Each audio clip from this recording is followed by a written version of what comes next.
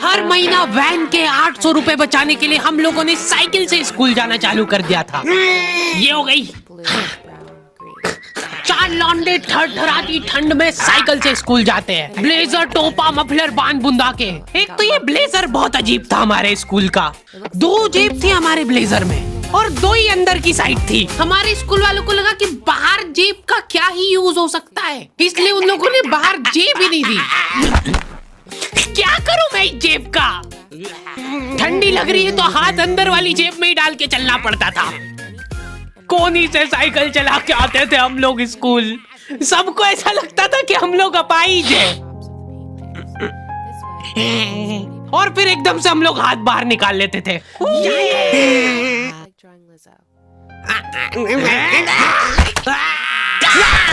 मजाक बना के रख दिया डिसेबिलिटी को।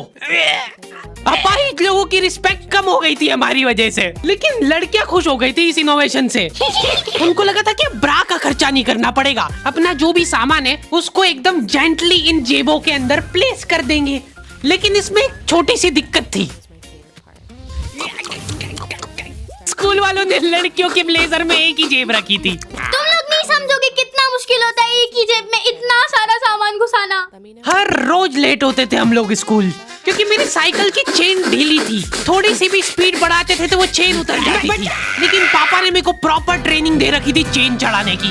एक जना ऐसे खींचेगा टायर, उतने में अपने को पानी से फटाफट कस देना है। ये हो गई टाइट।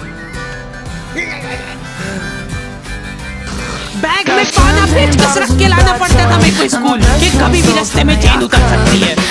इमेजिन करो एक बार कि तुम चुपचाप वैन में बैठ के जा रहे हो, बीच सड़क पे 4 लौंडे साइकिल पलटा के क्लास में बैठे हुए मेरे को डर बना रहता था कि कोई गलती से मेरा बैग चेक नहीं कर ले। तो आज हम लोग पढ़ेंगे टेंस। सबसे घटिया, वाहियात, नीच टॉपिक लगता था मेरे को टेंस। पास्ट, प्रेजेंट और फ्यूचर तक बात ठीक थी। प्रेजेंट कंटीन्यूअस टेंस क्या होता है? सिंपल पास्ट, पास्ट कंटीन्यूअस मतलब वो बीत चुका है पर चल भी रहा है।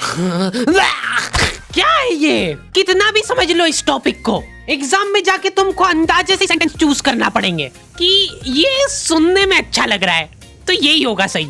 एग्जाम में इन्विजिलेटर हमको क्वेश्चन पेपर पे कुछ नहीं लिखने देता था। इनको ऐसा लगता था कि हम लोग क्वेश्चन पेपर पे आंसर लिख लिख के चीटिंग करेंगे। लेकिन हमारी क्लास के बच्चे एडवांस हो गए थे।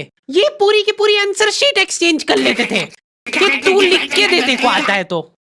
बोर्ड एग्जाम थी यार हमारी, और हमारे स्कूल वाले बोर्ड एग्जाम को बहुत सीरियसली लेते थे। अलकायदा टाइप ट्रेनिंग मिली थी हम लोगों को।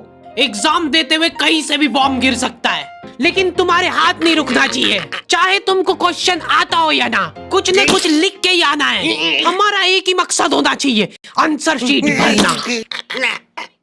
नहीं आए तो अभी कुछ भी लिख के आ जाओ। मेरे को ये नहीं समझ आता कि मैं कुछ भी कैसे लिख के आ जाऊं। मेरे को आता ही नहीं है, क्या लिखूं मैं?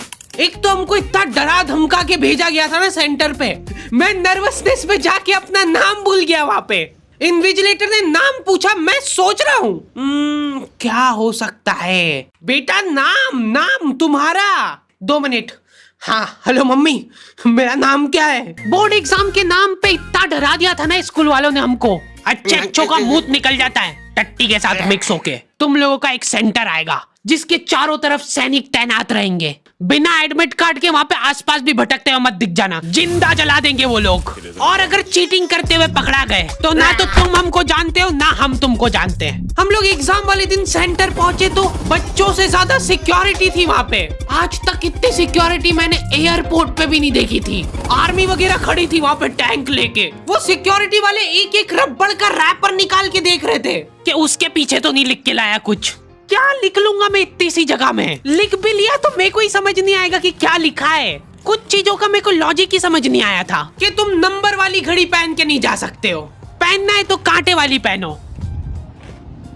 उनको शायद शक हो गया था कि ये सारे लोग एक साथ कोऑर्डिनेशन करके बम बम नहीं फोड़ दे। उधर एक बच्चे की घड़ी का अलार्म बज गया और वो बजता भी बॉम्ब के टाइमर जैसा है। अलकायदा जिंदाबाद। जिस पाउच में तुम सामान ला रहे हो वो भी ट्रांसपेरेंट होना चाहिए। मेरे बैग में से इनको पाने पेचकस मिले थे।